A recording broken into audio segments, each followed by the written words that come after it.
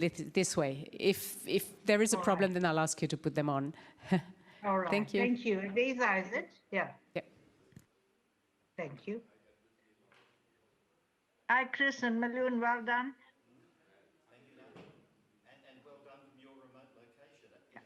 I can't hear you. The technology actually worked, Navi, so thank you for all of your remote contribution. It was, it actually worked extremely well. Yeah, it worked out really well. I thought so too. I thought both of you handled it very well. Sometimes having limited time is a blessing. For sure. And you did well, Chris, not to, you know, go visit the question that was raised. You summarized it. I think that was well done. It's good. So we're over now. We're not going back there, see? No, that's over. They extended the session by a bit so that we could finish before lunch. Yeah. So we're in Todd's hands here for the press conference, and then we've got. Todd? Hi, how are you? Then we got the side event at. How are you? 3, I think. Yes, 3. So Todd, over to you. You're the boss.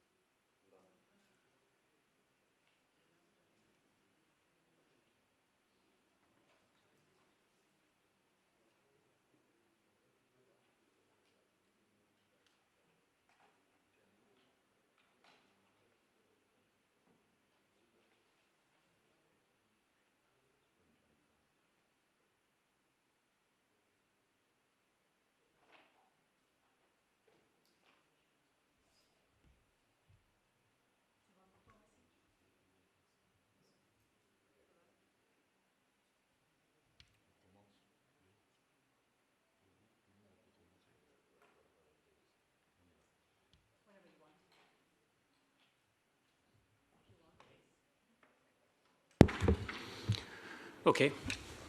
All right. Good afternoon. Thank you all for joining us here at this press conference with the Commission of Inquiry on the Occupied Palestinian Territory and in Israel. We're pleased to have with us today all 3 members of the Commission who wanted to take this opportunity to speak to you about the findings of their latest report.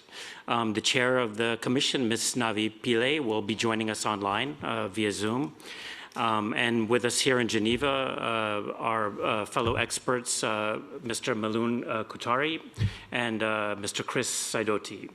As you may know, the Commission of Inquiry was established by the Human Rights Council in 2021, and this morning here at the Palais des Nations, they presented their second report to the Council. So with that, I'll turn the floor over to Chris Sidoti for opening remarks, and then over to you for your questions. Thanks, Todd. I'd like to start on behalf of the Commission of Inquiry simply to give a very short overview of what we covered in the report. It's just to give you some background so that you know a little more about what we've done and what we've found, and can therefore orient any questions you wish to make.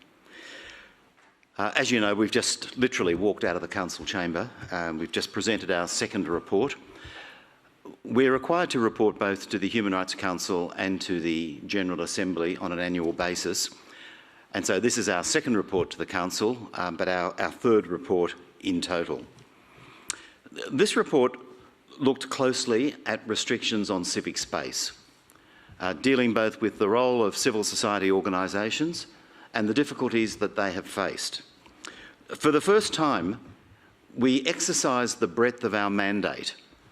We are unique amongst UN mechanisms that have come out of the Human Rights Council to look at the situation in the occupied Palestinian territory. Unique principally because we have responsibility to look inside Israel as well. And so our report examined the attacks, restrictions and harassment of civil society actors in all parts of the territories, that is Israel, the West Bank, including East Jerusalem and Gaza.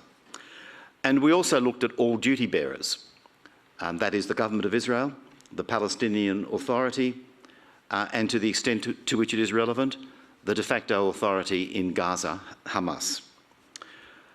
Our report reflects the findings that we made on the basis of our examination of evidence over a lengthy period. We found that the majority of violations are being committed by the Israeli authorities as part of the Israeli government's goal of ensuring and enshrining its permanent occupation at the expense of the Palestinian people. Let me look at Israel first then. We found that the Israeli government has increasingly restricted civic space through a strategy of delegitimising and silencing civil society. This includes criminalising Palestinian civil society organisations and their members by labelling 6 of them as terrorist organisations and a 7th as an unlawful organisation. Civil society organisations are pressured and threatened when they give a platform for civil society discourse. They are under attack simply because they are critical to the policies and practices of the Israeli occupying authorities. The Israeli actions against them are directed very much, as I have said, at delegitimising them, but going beyond that, trying to cut off their sources of funding and support. So the attacks on Palestinian civil society include actively lobbying donors and implementing measures or threatening new measures, as is currently the case, to cut sources of funding and international support. We found that this strategy is principally directed towards Palestinian organisations, but we also found that it is directed in a lesser way at this stage against Israeli human rights organisations. The simple conclusion that we came to was that any criticism of the policies and practices of the State of Israel and any support for the rights of Palestinian people can attract retributive action on the part of the Israeli authorities and attempts to shut down civic space. Looking in particular at the organisations labelled as terrorist, 6 of them, and the one labelled as unlawful, we came to the conclusions that these labellings were unjustified and that they violated fundamental human rights, including the rights to freedom of association, expression, opinion, peaceful assembly and privacy, and the right to a fair trial. We were particularly concerned at the targeting of Israeli civil society organisations and journalists within Israel itself, representing a tightening of restrictions there for those who would support Palestinian human rights issues. We also found that Palestinian authorities, both in the occupied West Bank and in Gaza, were also targeting Palestinian human rights defenders and civil society activists with the aim of silencing dissenting opinions. This has led to the arrest and detention of Palestinian activists, including by the Israeli authorities, not just by the Palestinian authorities on the West Bank. And we saw this as a particularly harsh reality, the revolving door of detention for many Palestinian activists. We looked in particular at the killing of one Palestinian activist, Nizar Banat, at the hands of the Palestinian authorities. We looked as well at cases both in Israel and in the occupied Palestinian territory where activists were detained and subjected to ill treatment, at times reaching the level of torture. We looked at the targeting of particular groups, including journalists, women human rights defenders, artists and cultural activists, and as well at the targeting of Palestinian cultural centres that were promoting diversity and the inclusion of LGBTQ persons.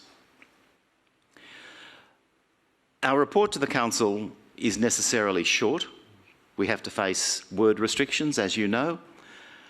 But on this occasion, we have produced a detailed conference room paper that expands upon the findings of our report and the discussion of the various cases.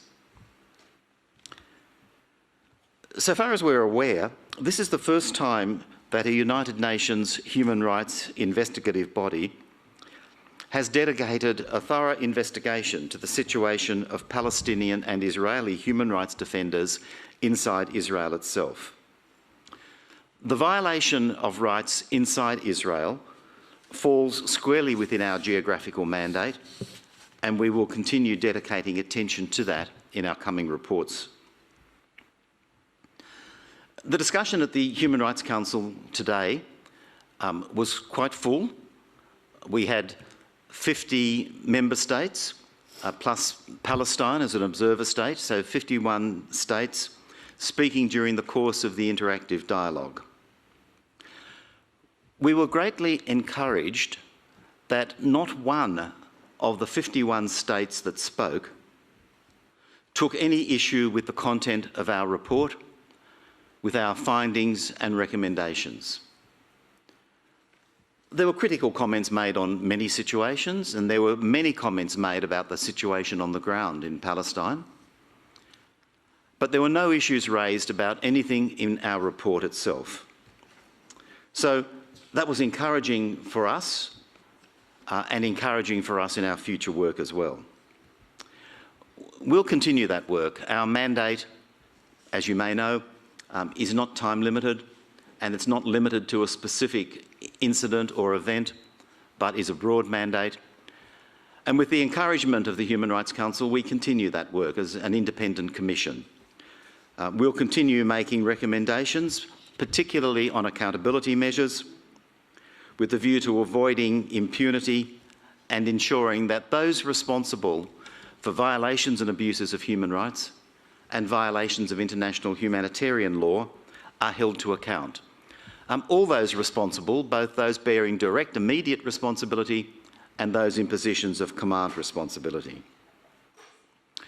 We continue to urge that all those engaged in the situation in Israel, in the occupied Palestinian territories and elsewhere, turn away from violence, end the killings, support peaceful resolution of this conflict, and we particularly appeal to UN member states to exercise their responsibilities as third states to ensure peace, justice and human rights throughout the areas within our jurisdiction. That's all I wanted to say by way of introduction. So, Todd, back to you.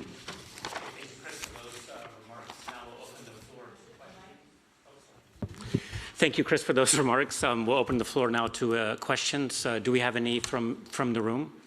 If you could just please identify yourself and the media outlet that you work for. Thanks. Yes, and thank you for this opportunity. I'm Yuri Aprolev for RIA Novosti, Russian press agency. For a long time now, the UN has been warning about the colonization in Palestine and the crimes committed by Israel for a long time, yet no sanctions have ever been taken against this country. In 2014, when Crimea was reunited with Russia, Western countries immediately took sanctions, indicating that this violated international law. How do you explain that since now no one of Western countries took sanctions against Israel? Why this difference in treatment? Why the same countries are saying that someone is violating the international law and taking sanctions and not in this case? Do you think that sanctions can help to solve this situation, to make pressure on Israel about this matter? So far as the United Nations is concerned, there is no difference in treatment. You know the problem with the Security Council. You know that any time that sanctions are suggested there, the United States or Russia or China will veto it. And so the situation in relation to Ukraine is exactly the same as Myanmar or Congo or Yemen, so far as the Security Council is concerned.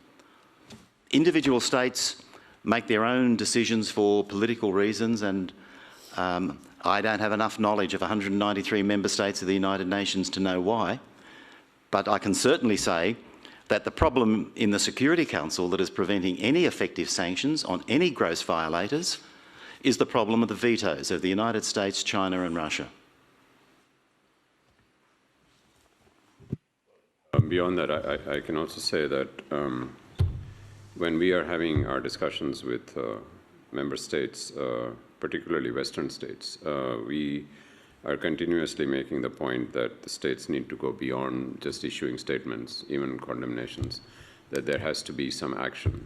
And you know, we don't think it's our place to explain what those actions are, but it's very clear that unless states go, especially states that have very strong trade ties, military ties with Israel, if they don't go beyond statements, the situation is not going to change. And in that context, we do keep bringing up this point about the double standards with how Ukraine is dealt with and how Palestine is dealt with. Thanks. Okay, thank you. We can go to take a question online from Agnes Pedrero from Agence France Presse. Yes, hi, good afternoon, Agnès Pedrero, as you say, from AFP. I have a question on your mandate. As you have heard this morning, there was some critics by countries on the mandate, the fact that it's an open-ended mandate, and there was on what it has to do. So I would like to know what is your position about those critics and the fact that those who are supporting your mandate are that have taken the floor this morning. This group of countries are countries that are pretty much criticized by the UN, the High Commissioner, on the violations of human rights in their country. So I would like to have your opinion on those two issues. Thank you. Yeah, thank you for the question. We were given this mandate that it's open-ended, unlike any of the previous commissions of inquiry. And we think that we actually agree, the commissioners agree that this is justified. One of the countries today mentioned, why isn't there a sunset clause? And you know, our response would be that there seems to be no sunset clause, you know, recommended to Israel to end the occupation. So as long as the occupation continues, the United Nations needs to continue to rigorously investigate the situation, and therefore we would like to see a sunset of the Israeli occupation. And once that happens, I think we would perhaps support there being a discussion in the Council as to what to do with our Commission of Inquiry. But until that time, an open-ended mandate is more than justified. Thank you.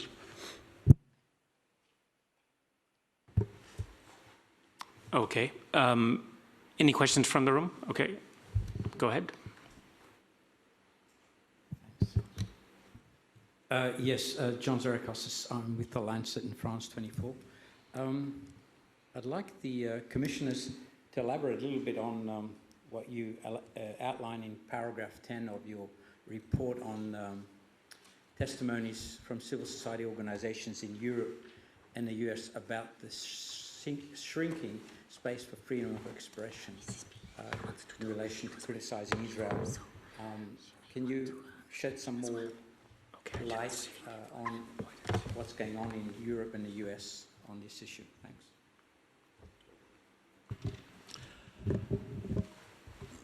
We heard from a number of people in Europe and in the United States who are active in human rights organisations and are finding that increasingly they are criticised and criticised vitriolically whenever they seek to report objectively and advocate on the basis of law in relation to the policies and practices of the Israeli government. I mean, that's it in a nutshell.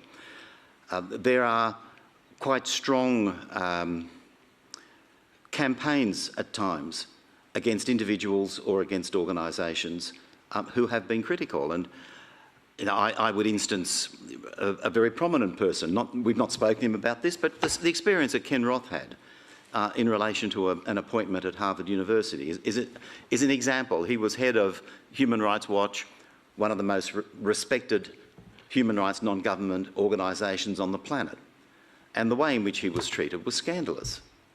So those kinds of attacks on activists, on people who are vocal, attempts not just to be vitriolic about them and personally offensive, but to short-circuit their career.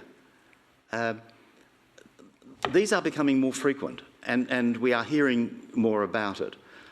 We mentioned in the report about attempts to defund or to restrict the funding of some of the Palestinian and Israeli organisations. And we have heard about similar attempts to cut the fundraising sources for organisations in Europe and the United States as well. I mean, it seems that the freedom of speech and freedom of advocacy is what's under attack here. It's not just an attack on the organisations, but on what they say and their ability to say it. So it's very much an issue, and it's because it's an issue, one that we heard a great deal about, that we included it in our report. I think, John, that the issue extends to inside Israel, right? And that's part of our mandate. And we have heard from human rights NGOs, Israeli human rights NGOs. We have heard from Israeli filmmakers about the filmmakers who are trying to portray accurately the situation in the occupied territories, both historically and as it's evolving currently. That they're under stress. They're funding. There's more monitoring of their activity, including individual Israeli Jewish lawyers who are defending Palestinians. There's even calls for funds that had been given previously by the government to support cultural activities, government asking for those funds back. So this whole phenomenon of restricting any opposition voices towards the major occupation goals of the Israeli government, whether they're Palestinians, Israelis inside Israel, whether they're international groups, is a very concerted effort right now, and it's a very calibrated and coordinated effort. It's not a coincidence that so many groups abroad are supporting whatever Israel does, but also so many groups that are opposing are facing difficulties. And this is also leading to a sort of a chilling effect where groups are unwilling to speak out as they were before, because they don't want to be come under this kind of surveillance and whatever other threats there may be from the side of the Israeli government. Thank you. Our chair, Navi, is at a disadvantage because she's sitting there on the screen and can't immediately interject. Are there things, Navi, that you'd like to add? Yes, thank you, Chris. Actually, it's been worse because I raised my hand here on the computer, but the host wouldn't let me unmute, so I was quite trapped. So I'm sorry, may I return to Anis's question that she heard this morning before the Human Rights Council, the objection to the Commission because it doesn't have an end date, it's not time bound, and it has an expansive mandate. You notice that the US made the statement on behalf of 27 states. And that is the reason why those states and some in Europe voted against the resolution establishing this commission. But it was adopted by a majority. And once that happens at the UN, every member state is obliged to support that mandate because it is a UN resolution. That's one. But the other reason that really intrigues me is, isn't it a spurious, very silly reason not to talk to the commissioners because they have an open mandate? And that's the reason they're giving. And Chris has already pointed out, not one of them commented on the substance of our allegations. Just the objection is that we are open-ended. So and I didn't respond to it today because we've responded to that query 3 times already in the Human Rights Council and in the General Assembly twice. So this would be the 3rd time. We didn't respond to it because we addressed all that. It's an old issue about one of the commissioners being anti-Semitic. We've addressed all this. We've addressed and pointed out to those states that they themselves approved other commissions that had no end date, such as the Triple I mechanism on Syria. And I think, Chris, you knew the other one. At the time we mentioned, yeah, you've already, yes, accepted you funding these bodies. So that's why we come to this point that Milun is making about double standards. So I just wanted to clear that on why we didn't think we're going to be addressing that issue again and again and again.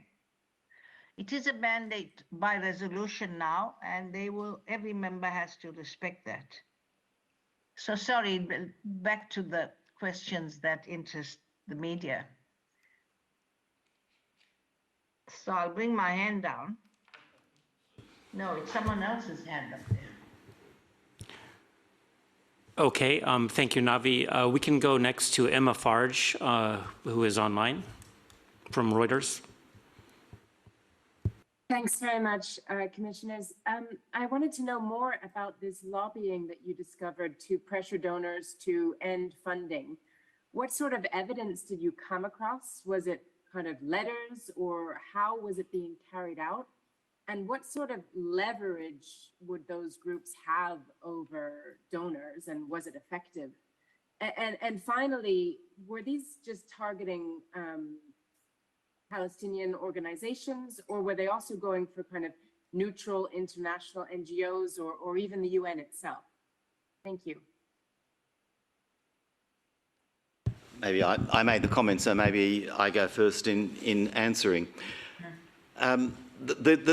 The strongest, or the cases that we looked at most closely, were of the 7 Palestinian non-government organisations that were labelled 6 as terrorists and 1 as unlawful. In those cases, the evidence was from the donors themselves. These organisations were receiving European aid, and the European agencies themselves, governments and agencies, indicated that they had received representations that these were terrorist organisations. They conducted their own investigations, and as a result of their own investigations, they decided to continue funding.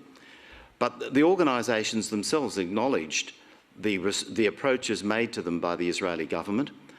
They indicated that they had received information from the Israeli government, and in all cases, with one possible exception in relation to one organisation, there was complete satisfaction that the declarations of unlawfulness or terrorist activity were totally unjustified. So this has been very well documented publicly, and in addition we have seen a good deal of private information. The targeting of Western donors is different from that. It's related much more to campaigns and allegations that the complaints or the criticism of Israeli practice and policy is based upon some racial, racist or ideological grounds rather than on human rights law. And this is really an attempt to smear the organisations and to reduce their donors as a result of that.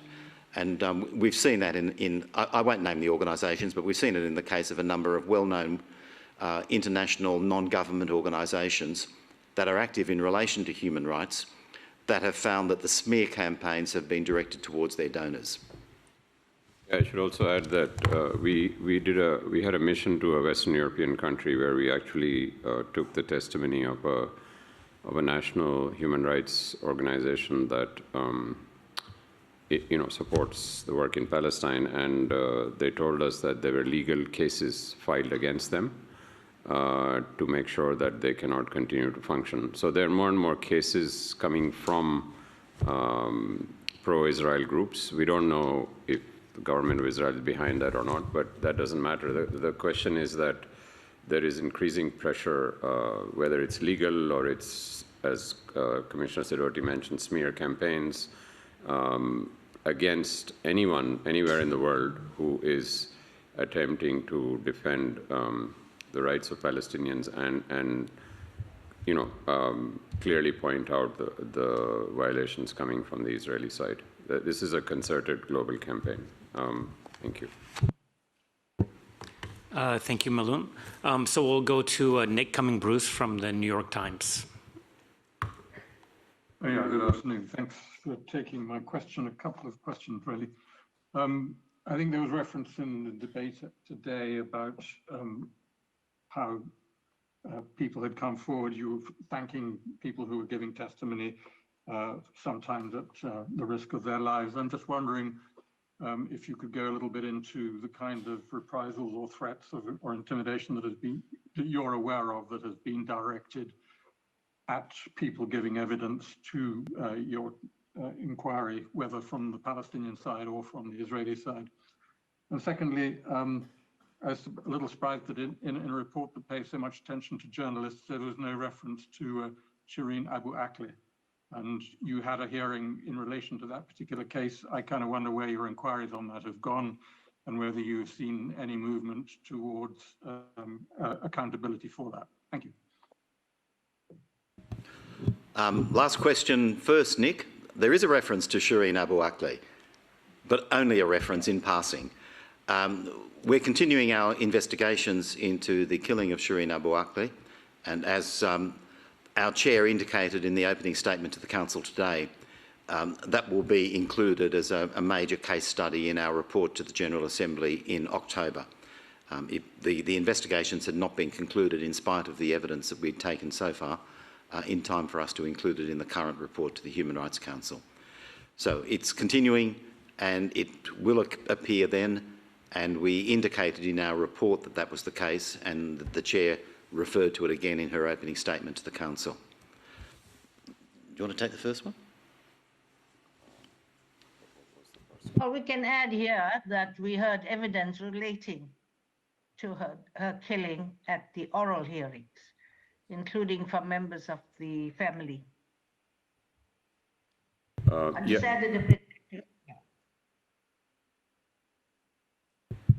Yeah, Nick,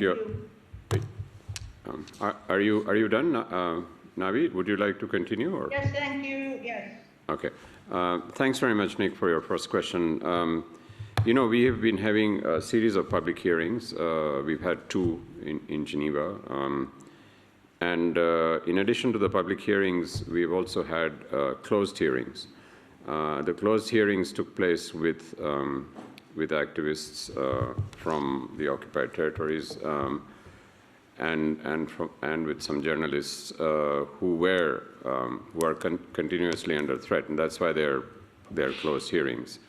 We take extensive measures to ensure that people who come to speak before us are safe, but a number of them have told us that there is no guarantee. Of course, they know the risk they're taking, and there's no guarantee that they will either be allowed to go back to the occupied territories or if there will not be other types of reprisals. So we are investigating a number of cases. We cannot reveal that at this moment, but there is overwhelming evidence that people who do testify and who do speak out against Israel are under threat. Often it's intimidation, often it's impacts on their family, often it's death threats. There are smear campaigns. There's we've heard a lot of different cases, but we will be revealing them as the time goes on. Thank you. Okay, thank you. Any more questions from the room or for those of you joining us online?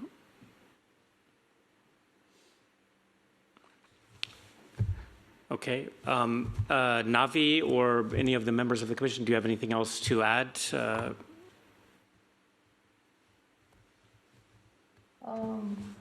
No, I don't. But we actually very much rely on the media as well, because you always hear of an incident after the event. So we follow media very closely as well. as you get information on the harassment of civil societies. So I've heard this too, but I can't recall specific cases just now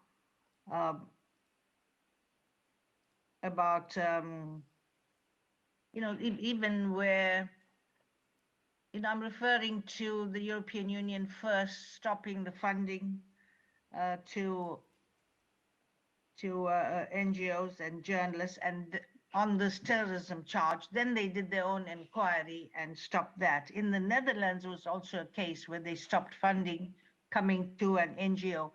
So that's what I mean. These are just sprinkling of evidence. We have to examine and look into that before we report on it. Well, if I can add, as our chair is saying, the media is very important for us to get the message out, obviously from our reports, but even more than that, to accurately report on what is happening on the ground. Whenever there are incidents, there is some sort of conflict, whether it's real conflict or perpetrated conflict. We have copious video evidence. We have a lot of other evidence, and I think it's very important that the media reports accurately. And also, I just want to mention that we would really appreciate the media publicizing more what we think is a major advance that came from the presentation of our report to the General Assembly in October last year, which was seeking an advisory opinion from the International Court of Justice. This process is underway, and we are encouraging as many countries as possible to submit their position papers. But it's very important for the media to follow this, because this can have major implications in terms of clarifying what exactly is this thing called permanent occupation, in terms of clarifying what are responsibilities of third state parties to ensuring that the Israeli occupation comes to an end. Thank you very much. And my last comment is just to watch this space. Our report to the General Assembly in October will deal with the issue of the use of force throughout the area. Clearly, it will ask questions about the use of excessive or disproportionate force. As I mentioned in response to Nick, the Shireen Abu Akleh case will be dealt with in that context, but it's a much wider report on the use of force. So watch this space. We would anticipate that will be released by the GA early October, Giuseppe? And we'll be there probably around the third week of October. And that will be our next contribution to the... This goes to us being a continuing commission. We're able to build up a body of evidence through our reports to establish, like constructing a settlement, a building that can actually give insight into what is happening. So we see our reports as running off each other and building up a picture of the whole situation, and that'll be the next one. Yeah, if I can just mention that one of the areas we're looking at is the issue of the activities of settlers in the West Bank, but not only. We are very disturbed that violent settler activity has considerably increased in the last months, and it's leading to it's becoming in fact a means through which annexation is ensured beyond occupation, and this is an issue we will also be looking at. Who are the settlers? What are they doing? What is the damage they're causing? What is this body called settlers? I don't want to go into that right now, but as Chris said, that watch this space. We will be looking at that in much more detail. Thank you. If you don't mind, we'll take one last question online from Tova. Oh, I think you're on mute. Okay. Yeah, hopefully. It's just a clarification question to your last point. Are you planning to issue a separate report on settler violence, or is that just going to be part of the report you're going to deliver in New York in the fall about excessive use of force? Well, right now, we are still discussing that. It will be part of our report to the General Assembly, but at some stage we may do standalone report on the issue of settlers and their status. You know, who are they? Are they, you know, what kind of a body is it? So at some stage we might do a standalone report, but it is a major concern for us right now. Thank you. And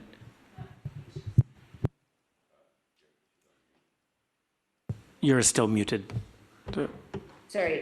Did you mean a separate report on settlements or a separate report on the phenomenon of settler violence?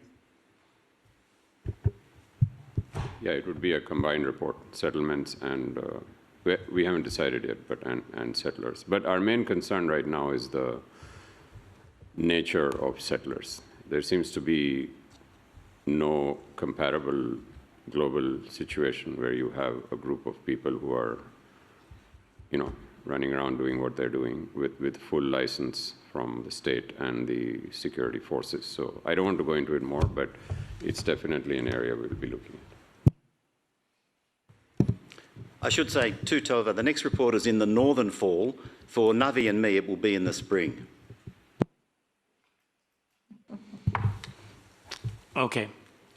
All right. Thank you very much for those of you joining us in Geneva. Thank you, Navi, for joining us online, and thank you to the media for joining us virtually. Okay. Have a great day. Thank you. Thank you, media. Thanks very much.